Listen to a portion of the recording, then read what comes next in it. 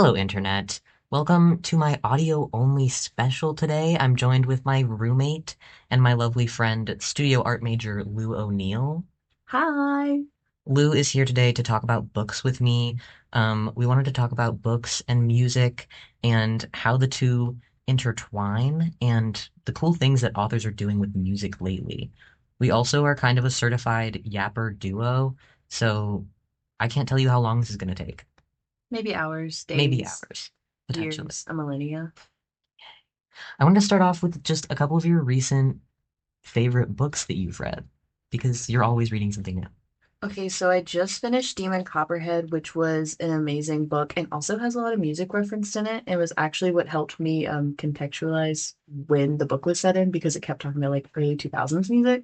So that was like a nice way to kind of gear the book without being like in the early 2000s. Hell yeah. What about you? What are you reading right now? Oh my God. I mean, we're reading Interview with the Vampire together. Not really a lot of music referenced in that exactly, but there's a movie and a TV show. So I'm interested to see what music they use for those things. That will be really interesting because the movie I know spans over multiple years, just like the book does. So the scoring will be interesting to see if it reflects that. Yes. I love that. Okay, well, we've already talked about music in books. That's what we're talking about.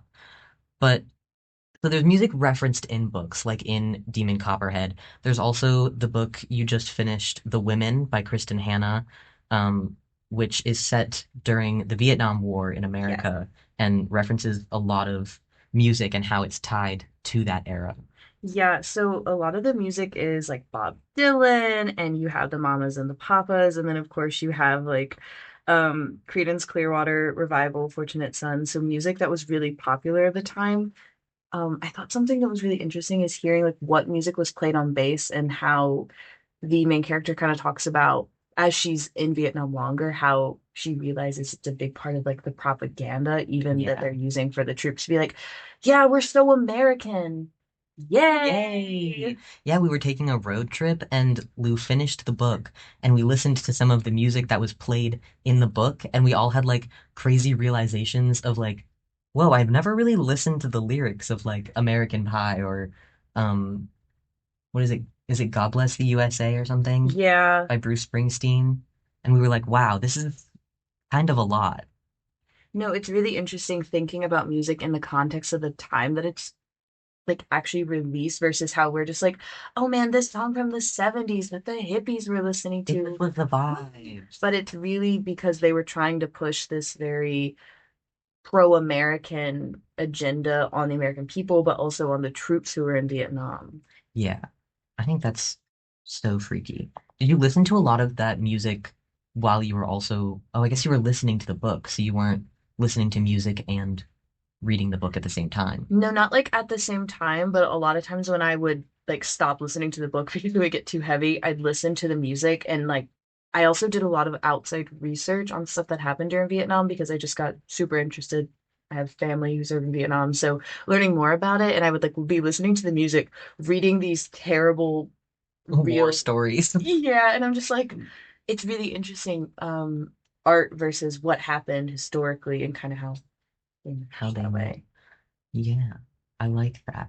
That was really like your, not to say your Vietnam era, it was your Vietnam deep dive era. No, I also like I was having nightmares like I served in Vietnam, like, No, oh, the bombshells are hitting. my Ah, boyfriend's at my war. boyfriend's at war. Oh, and he's cheating on me. Oh, No, this is just like in the book. just like But it was all a dream. But yeah, we both, I feel like I didn't really think a lot about music in books until like you brought that up with the women. But doing a little bit of background research on it, a lot of authors reference music in their books and make playlists for their books to share with their audience. It's like sometimes it's like what they listened to while they were writing the book. Sometimes it's songs that they relate to certain characters or the plot. And it is very much, I think, helpful in helping the audience feel more connected to the book and the plot and the characters and like enhancing the reading experience, which I think is really cool. So I'm hoping maybe next time I pick up a physical book, it's gonna be one that has a playlist so I can listen while I'm reading it because I haven't had that experience before. Ooh, that's really cool. Stephanie Meyer, she loves a playlist in a book and loves referencing music, and specifically in like the Twilight official illustrated guide, each character has music and songs that are related to it, but also in her books at the back of them, it'll be like music that I thought of with these specific scenes, and there was even like an extra scenes that she didn't release, things that she and that was like had the music that she was listening to while she did it. She was like, "Oh, this makes me think of this specific scene that I wrote that you guys actually don't know about." I like that. I like that a lot. I like also when they get turned into movies then, if she can be like, "Hey, I actually was listening to this song a lot while writing this one novel. Can we get that for the soundtrack?" I think it's a really nice way to marry a book into a movie even better if the author's already thinking about music, because I Yeah. think that's something that can tie over between a book and a movie. And can make it make more sense Hmm. because you've got all the existing content around it and feelings. Would you rather talk about author-made playlists first or fan-made? Let's talk about the fan made playlists. Okay. I mean, guys, let's be real here. There are so many fan-made playlists for like different books and different TV shows, and like sometimes it's like for a specific character, for a ship. Hmm. I will admit I have a playlist of music for 911, and it's all just my 911 playlist, and I love it so much. But I don't have any for books. Oh, I've had so many for books. When I very first read Harry Potter, and that was like around when I got Spotify the first time, I made a Draco Malfoy playlist. No, that's And so it's funny. like dark academia with like bad boy, like rebel music. And you were like, I love my boyfriend. No, and I would do it for when I read Twilight for the first time. I made like a classical music playlist and it was like what Edward would play to me on his piano That's for me. so funny. Yeah. Or, You're like, he actually wrote this one just for me. yes, and like Wattpad authors, they love to start their books with like 10 different chapters. They're like Yes. pictures of my characters, little lore behind the Yes. characters, and then it's always a And I'm playlist. like, thank you for putting this effort in. Have you also, like, in my childhood, the most important thing about a Wattpad, because I was not a Wattpad guy. I Hmm. wasn't, but when I was, it was because they were like, okay, start playing this song at this point when you start reading. And I'm like, okay. They create like a cinematic moment because they're like, Mhm. no, this specific scene goes with this specific song and this chapter. Like I like so many of like the chapters in Wattpad Fix are based off of a song, Yeah. and each chapter is a different song. And then I'm wondering, because of that, who started the trend?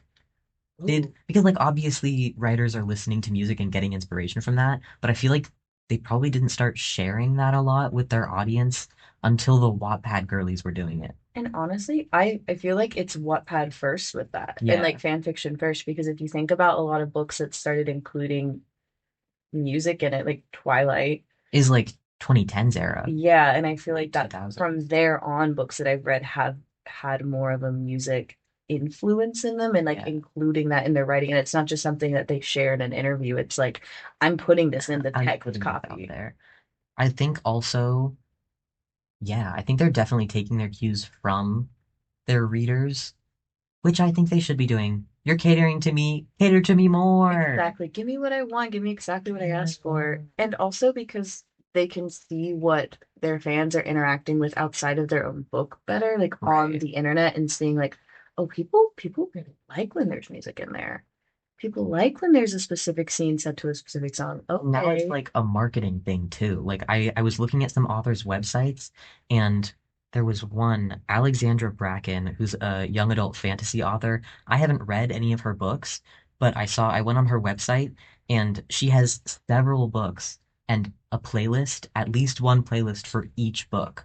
Ooh. So she's like, and she releases it with like the press release stuff. So like right as the book is coming out, she's gonna make the playlist public. Oh, I like that. So people can even start listening to it before maybe they get a chance Yeah, to read the get a little book. like vibe check on what the book's gonna be like I like based that. on the I think song. that's a good way to do a teaser because it's not giving away too much information, but it's Yeah, giving away you're like, setting the mood. yeah, it really sets the mood. And I feel like if I listened to a playlist for a book I was interested in and I'd be like, oh, I'm gonna share this with my friends and Mm. convince them, be like, this is the Yeah, vibe. they know what they're doing.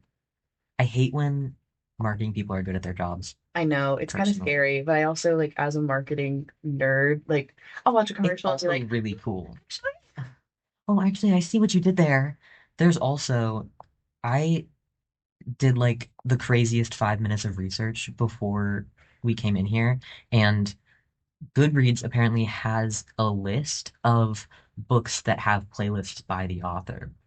So like people can get in there and just go crazy. Be like, I want to read a book that has a playlist. that shows that there's such an audience for it. If Yeah, Goodreads, which is like the main the book. like communication app, it's like the book Yeah, social media. yeah. That's really interesting. Like they have an like a tag on there that you can just look for it that shows that there's such a demand for it. That's so Get me interesting. there. Imagine someone who's like their favorite genre of like books is just books with a Book playlist. with playlist. Me too. Music nerds. And then I feel like I'm slacking. I'm like, why didn't I know that this was such a big thing?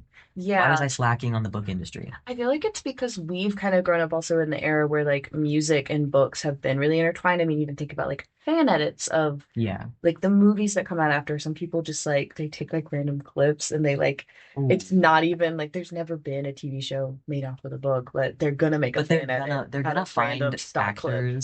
actors that look like what they want their characters to be. And they're gonna make it. They're gonna make it. And honestly, good for them. They're doing the Lord's work. They really are. And then I feel like if you get enough of those fan edits and they're like, okay, I guess we'll make a show. I guess. Oh my God. You're welcome. Pitching the show via fan edits. It happened with The Summer I Turned Pretty. I read the books in elementary school, and then me and my friend were like, "Oh my God, they made a movie!" And we watched fake trailers, and we were too young to understand that that was not real. And I was like, "Oh my God, Taylor Lautner's in this!"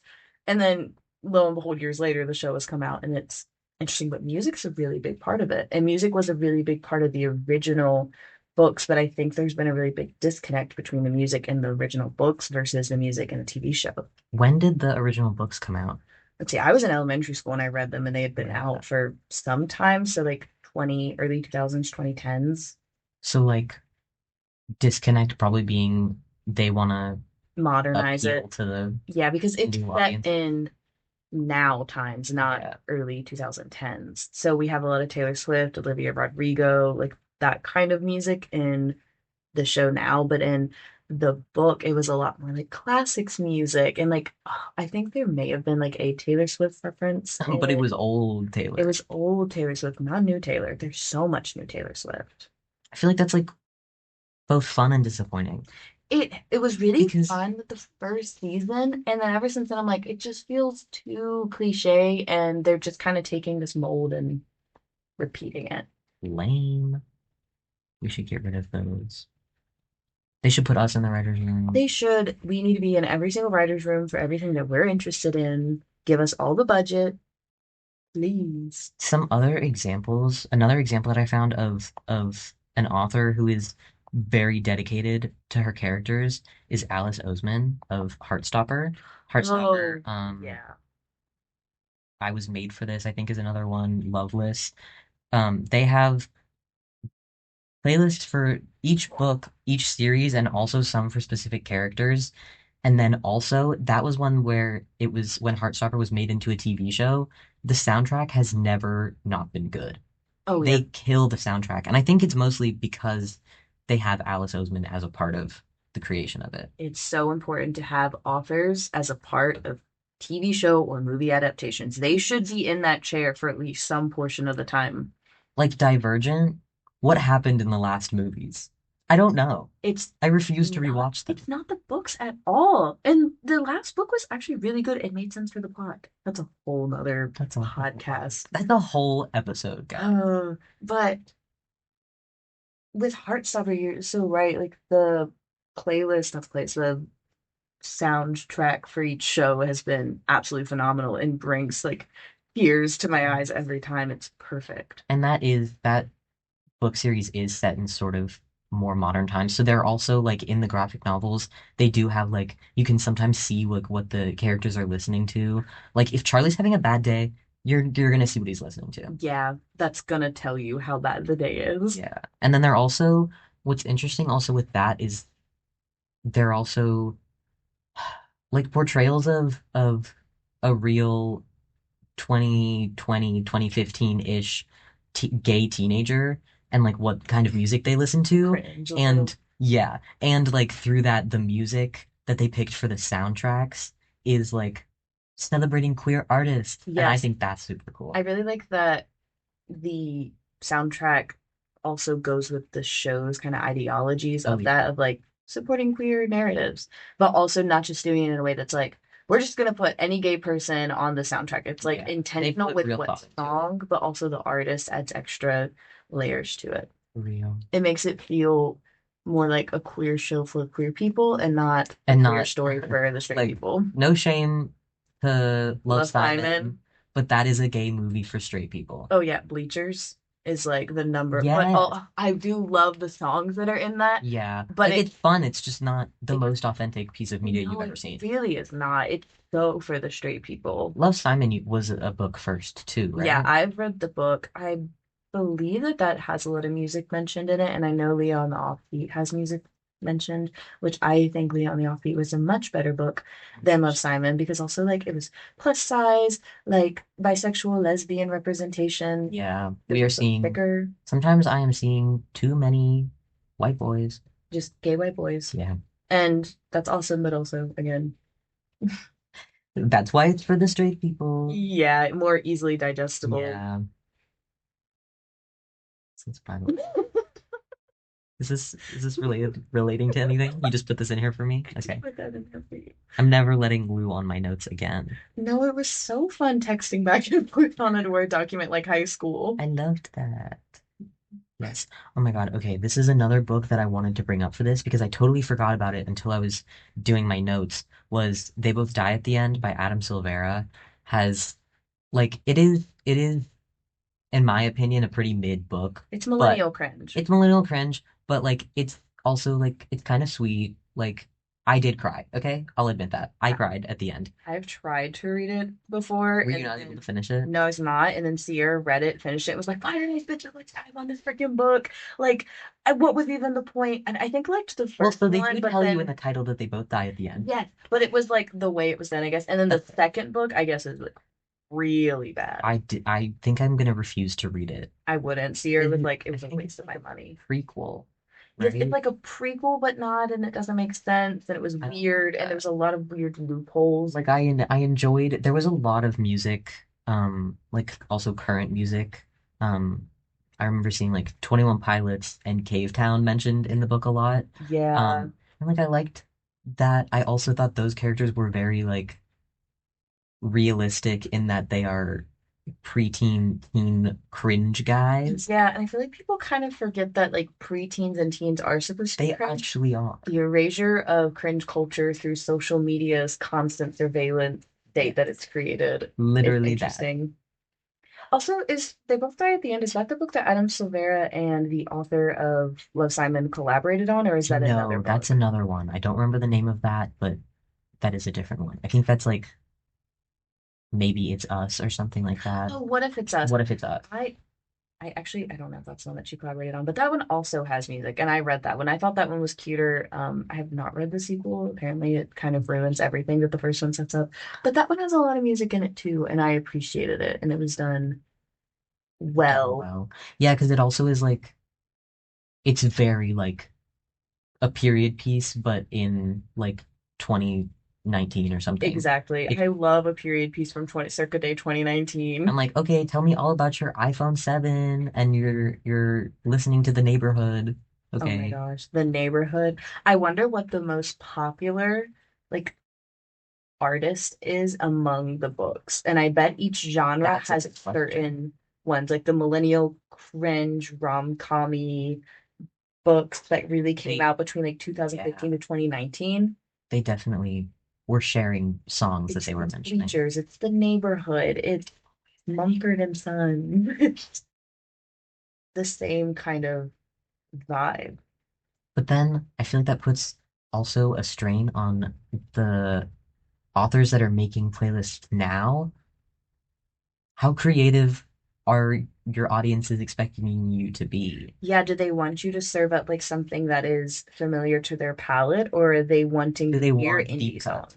Because like okay, I've like written little stories before and I make my little playlists to like get into the vibe and I'm looking for music that is very specific to my vibe. I'm Yeah. not trying to go for like the top 10 hits on Yeah. Billboard every I time. feel like you have to have like a very expert mix of both of them. Yeah, you need to have some things that are like I feel like familiar and popular, but not I think that if you go for like a Taylor Swift song, You might be stretching it a little too far. that Unless they're like, for some reason, your character's the biggest Taylor Swift fan in the world. or if it's folklore or evermore.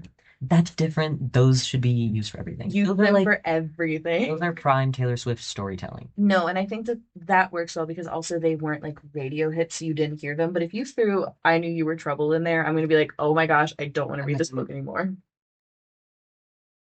that's drama. That's the drama is seeing an author's playlist and being like, I am uninterested because of the playlist. It's No, no longer I'm judging the book by the cover. I'm judging the book by the playlist. buy your Spotify link. That's so rough for an author.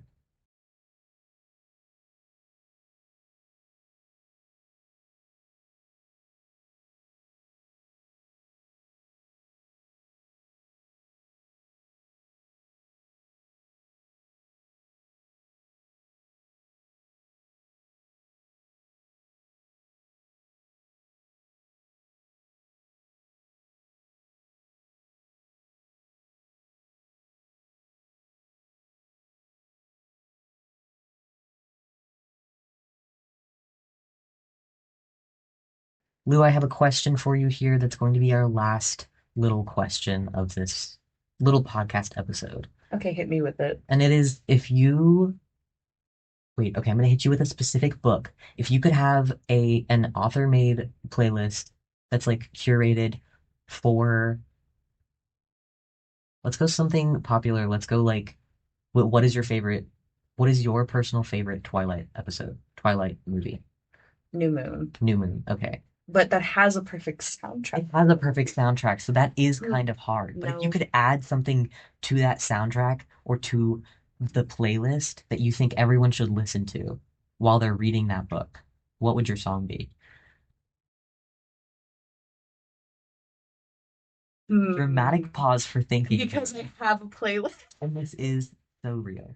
I think that Meet Me in the Hallway by Harry Styles from his first album would work really well in that playlist, especially for Bella's like depressive times. Like I could see that during when she's freaking out and kind of imagining Edward there and he's not. And I just think that that would fit That really is well. so funny. So now everyone is required to go back and reread New Moon and rewatch New Moon and then listen to Meet Me in the Hallway 700 times. I feel like there's so many songs from his first album that kind of fit with the New Moon vibe of specifically the soundtrack in the movies, which I think the soundtrack in the movies still fits really well with the book. That's so interesting because I just finished recently actually finally watching the Twilight movies, and I haven't listened to that album in a while.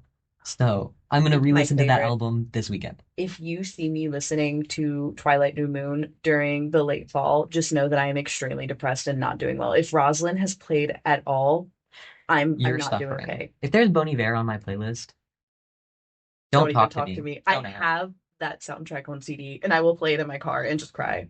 That is so awesome. And I'll pretend I'm Bella just in the chair, all the seasons I passing. love that scene. It's cinema. It's cinema. And now imagine it, guys, with Meet Me in the Hallway. Are you imagining? I'm imagining and I'm being transported. Lou, thanks for chatting with me today. Thanks for having me. I'm so happy to have you. Um, do you want to plug something? No one's gonna watch this except for everyone. You know what? Follow Lou on Instagram. Yeah, follow me on Instagram. It's Bluebird, but it's underscore BLOU bird on Instagram. And I have links to my Goodreads, my Spotify on there. Sometimes I'm gonna have a website eventually Eventually, this so you can summer. check out Lou's work. Yeah. And obviously I'm gonna upload this to YouTube, so hit us with a like, hit us with a subscribe. Also hit the notification bell so that I'm in your inbox. And also tell us in the comments what song that you would have liked to seen included in your favorite books playlist. Please. And give us book recommendations. Please give me a book recommendation. Please, especially if it has music involved. Do your research, Do your people. research and get back to us. Thank you. Thanks for listening.